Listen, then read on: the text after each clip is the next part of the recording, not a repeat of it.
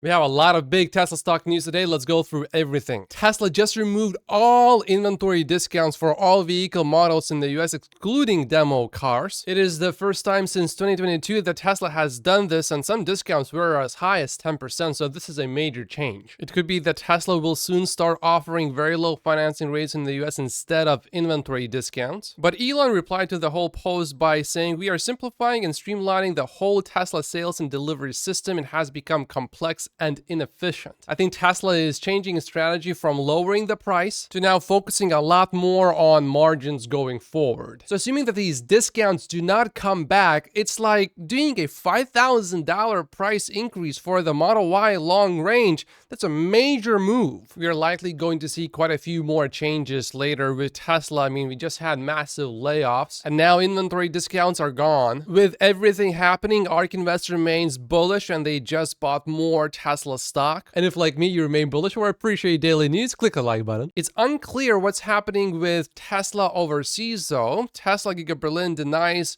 this report of 3,000 employees being laid off. Tesla says that this number reported in the media has no basis. Some insiders said that it's going to be less than 10% of the 12,500 employees in Giga Berlin, and Drive Tesla sources said their number is approximately 500 people. Tesla's proxy statement came out today, and from it, we learned that Tesla has spent around $200,000 advertising through February on X, which suggests that Tesla is not spending much money on advertising. We also learned that the annual shareholder meeting will be on June 13th, and Tesla is asking Tesla stock investors to once again approve Elon Musk's $56 billion pay that was set in 2018 but was rejected by a Delaware judge in January. If you are a Tesla stock holder, are you going to vote for or against this proposal? I will vote for. And it appears to me that the majority of retail Tesla stock investors will also vote for. And I definitely agree with Jason here. Elon's compensation package is a code red, all hands on deck issue for Tesla investors. If you vote against it, it's not only a slap in the face to Elon, who apparently you expect to work for free, it will likely encourage him to employ his talents elsewhere, as well as some very talented Tesla AI and robotics engineers. We definitely don't want that. I became a Tesla investor in early 2019, and I think without Elon, Tesla would have gone bankrupt. Jason is definitely right here. Lots of big moves are being made by Tesla today. Tesla has lowered its starting lease price for the Model 3 in the US to $299 per month, down from $329. However, I think it's much more important to let people buy the vehicle at the end of the lease. And basically, most people agree with what I just said. Another big story for Tesla today. Tesla China's mega factory will begin construction in May and start production, I guess, in the first quarter of 2025. Tesla has removed nearly all job listings in North America, Middle East, and Africa. Peers' job listing count has been reduced by over 80% in Europe, 0 openings in Canada. Collectively, earlier, we had thousands of job openings. Here's another big story. We have more Cybertrucks, officially too many to count at this point. But don't you worry, with the help of AI, specifically Google's Gemini, we are able to confirm that there are 5 Cybertrucks according to Google's Gemini. Okay, someone actually did count all of them. 915, almost 1,000 Cybertrucks at this point. Now, the pileup is due to a delivery issue with the accelerator pedal. Deliveries are expected to continue later this week again. I think today we will probably have 1,000 Cybertrucks. What? Tesla offers 0% interest rate in Germany, valid for Model Y long range and performance orders until the end of the quarter, until inventory runs out. The rear-wheel drive model, though, is eligible for a 2% interest rate. Lots of major developments today. 4 of Tesla's top 10 largest shareholders came to Tesla unsolicited to tell the company that they disagree with Tornetta's invalidation of Elon Musk's 2018 CEO Performance Award. Tesla writes, 7 institutional stockholders, including 4 of the top 10, felt strongly enough to seek a meeting with the board chair and raise the issue. One of those top 10 investors sent a follow-up letter to the board chair reiterating its support for a new stockholder vote. The special committee noted that this issue has also galvanized many retail stockholders, more than 6,000 individuals claiming to be stockholders owning more than 23 million total shares, equivalent to the 11th largest institutional stockholder, sent unsolicited letters and emails to the board or to the Tornado Court supporting the reinstatement of Mr. Musk's equity compensation. In 2018, Kimball and Elon recused themselves from the vote, so probably the same will happen again. Every vote will count in this situation. If you are outside of the US and you need to transfer your stock to another institution for you to be able to vote, make sure to do so. Here are some instructions for European Tesla stockholders, and here are more instructions. Every vote will count. I reposted these on my Twitter account, so feel free to click on my Twitter link in the description down below. I have pretty much no doubt that Ross Gerber will vote against the Elon Musk compensation package, so just a reminder for everyone what Ross said back in 2020. Congratulations, Elon Musk, on completing stage 1 of your option compensation package. Well deserved. Not many CEOs stay up all night for months sleeping at the factory to ensure success. Thanks, Elon. Shareholders are happy. And back in 2018, he said the Tesla compensation package is insane. Elon makes nothing unless the stock almost doubles and he reaches $20 billion in revenue or $15 billion in EBITDA. He said, I like it. Oh, and Ross actually just commented on this. Wait, so Tesla wants to reapprove a pay package that was struck down by the courts with the same board, but moved to Texas so the lack of independence would matter less? It seems they don't understand why the pay package got rescinded in the first place. Can we all agree that Elon Musk is spread too thin? I think Omar's response is fairly decent here. No, we cannot all agree. I disagree. He was been running multiple companies since Tesla was started. These other companies allowed Tesla to do things so he couldn't do otherwise. Cybertruck Steel Alloy came from Starship. Boring Company uses Teslas. And XAI is training multi-model LLMs, etc.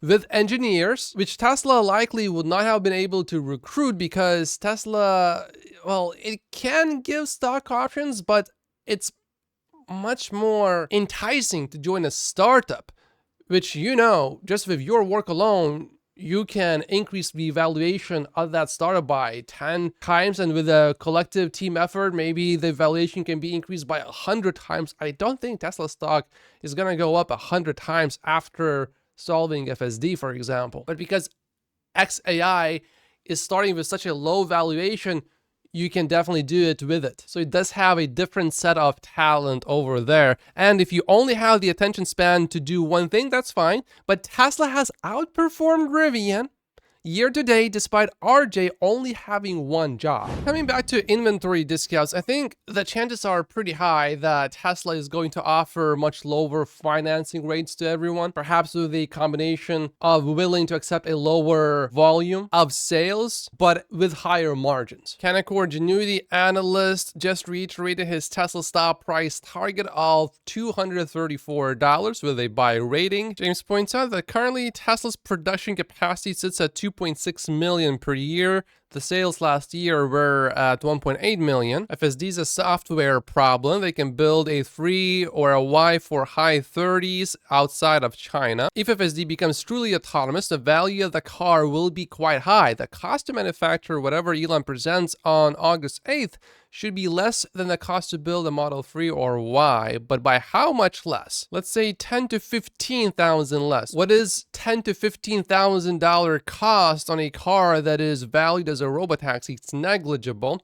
Why not just plan to use excess capacity to sell robotaxis if FSD is ready? By utilizing their excess capacity, they would be able to drop 3 and Y by probably another $5,000, which would further close the gap in costs, and this would optimize their operations. This makes no sense in his opinion. James has a hypothesis, but he didn't share it yet. For some other things, if a car can drive itself, the current layout of a car becomes obsolete. In my opinion, this gives birth to a brand new total addressable market where a player, Tesla, can create a platform where fleet providers can customize the interior to whatever the market demands. Commuter robotaxi, going out to bar robotaxi, sleeper robotaxi, etc., etc. Model 3 and Y, these cars are not designed from the ground up for this. I think the Model 3 actually could be a pretty decent robotaxi. The door problem that I said, let's say someone gets in the car, gets out of the car and doesn't close the door fully. Someone in the comments suggested a very smart idea. Well, Teslas have external speakers, so you can just have the Tesla play, oh, please close the door, please close the door, please close the door, please close the door, until someone finally closes the door. I think for the first few years, these cars could be decent robotaxis. Elon replied to a post which said that he is betting his whole company on autonomy. This one is important, so pay attention. Not quite betting the company, but going balls to the wall for autonomy is a blindingly obvious move. Everything else is like variations on a horse carriage. I think that's absolutely right. It doesn't really quite matter what Tesla's pricing strategy is right now if FSD get solved. Inventory discounts, yes or no? Doing a lot of advertising or little advertising? Allowing people to buy their leased cars at the end of their leases or not? None of these things really matter if FSD gets solved relatively quickly. Now, I am a bit more conservative, so I would like Tesla to also work on the next generation vehicle that would be focus on the consumer, and I think Tesla is going to work on that, but it is on the back burner for now. I do not think Elon is betting the whole company, but he is, I think, betting a significant portion of the Tesla valuation on this move. And unless Tesla makes the robotaxi look like a bus, how difficult can it be to take a steering wheel, plug it into Tesla's USB port, and bam, you have a steering wheel. This one also comes with the pedals too, and it's only $69. So my big question now is, what's the design of that vehicle? Is it gonna look like a bus, or is it just going to look like a futuristic, cool looking vehicle? Well, we'll find out on August 8th. Gary says, nobody's saying Tesla shouldn't go balls to the wall on autonomy. Autonomy is clearly the future of the industry. All many of us are suggesting is to do robotaxi in tandem with building a $25,000 compact consistent with the Master Plan 1, Roadster, Model S, Model 3, compact. Breakthroughs like robotaxi always take longer than you think, and regulations will gum up the process. So let's get the $25,000 compact out using the same platform and same parts as robotaxi and give consumers choice. EV that drives themselves and EVs that humans still drive at a cheaper price. James quoted Elon's balls to a wall comment. I agree, company will survive. Obviously, they have not much debt and positive cash flow. They can milk the sexy lineup and energy and do well enough to easily sustain operations. But he did bet the company's growth prospects on FSD. Either FSD delivers much better revenue or no revenue / earnings growth for years to come. I don't think people realize this yet. I suspected it a year ago, but it became clear to me after reading the biography, which I highly suggest that you read, the Elon Musk biography by Walter Isaacson. It's very good. Seeing the delays to Mexico, the new direction on the compact vehicle, etc. Electrics reporter Fred has been fairly bearish about FSD, but here's what he says. It's going to surprise you a little bit. In truth, I get it. I think self-driving is going to happen faster and be more impactful on the auto industry than electrification. It makes sense to heavily invest in it, but I think there is a way to do it without betting the house by still investing in other critical programs to grow EVs. So he did admit that Elon's strategy makes sense, and he's been fairly bearish. Anyway, he continues with his comment, which is not so bullish anymore about FSD. Also, while this is risky by itself, betting a $500 billion company on AI advancements leading to self-driving, the risk is also compounded by Elon splitting his efforts when it comes to AI. He already threatened Tesla shareholders to not build AI products at Tesla if he didn't get 25% voting control over Tesla shares, which he would have if it wasn't for him selling Tesla shares to buy Twitter. His new startup, XAI, has already recruited 4 Tesla AI engineers, and that's a fair point, but we also know that at least one of them likely, at least according to Elon, would have left Tesla anyway. I absolutely hate it when I see a Tesla AI engineer leave Tesla, but if they are going to leave anyway, I would much rather have them join another company run by Elon Musk. But I'm speculating here, of course. I don't know if these engineers would have definitely left. This is problematic, continues Fred. If you were to replace the words Elon and Tesla with anything else, and then present Tesla's governance situation and how they are letting the CEO do this, everyone would agree that it makes no sense. But that's because it wouldn't be Elon. Show me another person that has pushed the whole industry towards electrification and figured out relaunchable, reusable rockets. No one has done it. So when you have someone with such a strong long-term track record, you want that person to have more control if that person focuses on the company going forward. And by focus, I mean spend enough time to take the company to the next level. And for Elon, that means between a quarter to 1/2 of his total time dedicated to his companies. Elon is squeezing this past everyone by using his credibility from previous successes. If it works, it is going to be one of the best bet of all times. But if it doesn't work, it will be one of the biggest blunders. But I took my car yesterday on the latest FSD version, and it really impressed me compared to the previous version, 12.3.3. So with my own eyes, I can see the progress that's happening. If you don't have full self-driving, then I can certainly see why you would not be happy with Elon Musk. But if this progress continues, FSD is really inevitable, and it's going to happen faster than I initially thought. I'll give you my detailed thoughts about that drive later in the video. I was really impressed. James is doing what annoyed cats do. The CEO is the reason why we need a wartime CEO.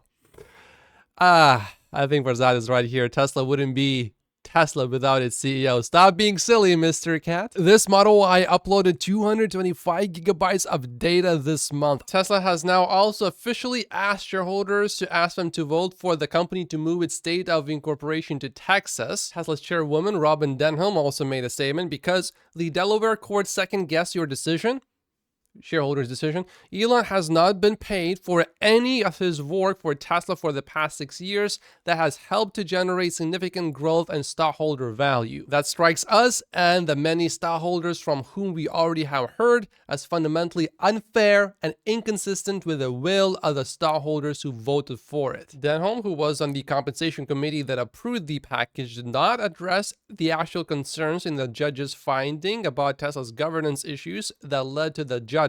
At the shareholder meeting, we will also vote on the re-election of Kimball Musk, Elon's brother, and James Murdoch, former 21st Century Fox CEO, to Tesla's board. The proxy statement is 443 pages long, so probably more things will come out from it as people start going through it. Electric says that Denholm only states that the court found the package was not entirely fair, which, based on what Electric thinks, is a gross misrepresentation of the court's findings. And this is fairly important. The board, with Mr. Musk and Kimball Musk recusing themselves, which is really the important part that they recuse themselves, recommends that stockholders vote for the approval of the re-domestication of Tesla from Delaware to Texas. Gary Black says many investors are direct messaging us asking what's going to happen to Tesla stock next week. Short answer is we don't know.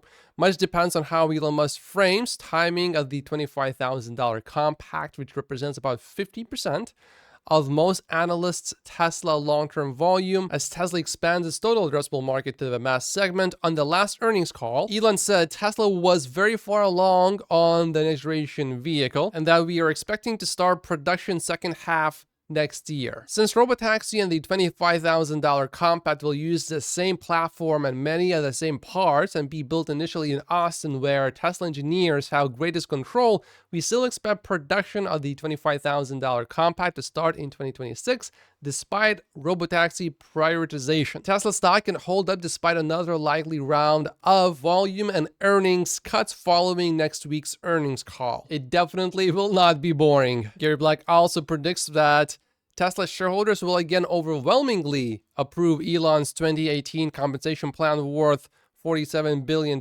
today, even with all the added disclosures, as they should, in my opinion. So Gary Black is going to vote for approving Elon's compensation package, it appears to me. I think the retail Tesla stock investors will vote for it, but there will be some institutional investors that will be against it. So I'm not sure if it's definitely certain that it will be reapproved. That's why every vote matters. The proxy statement said that Musk's 2023 annual total compensation was 0.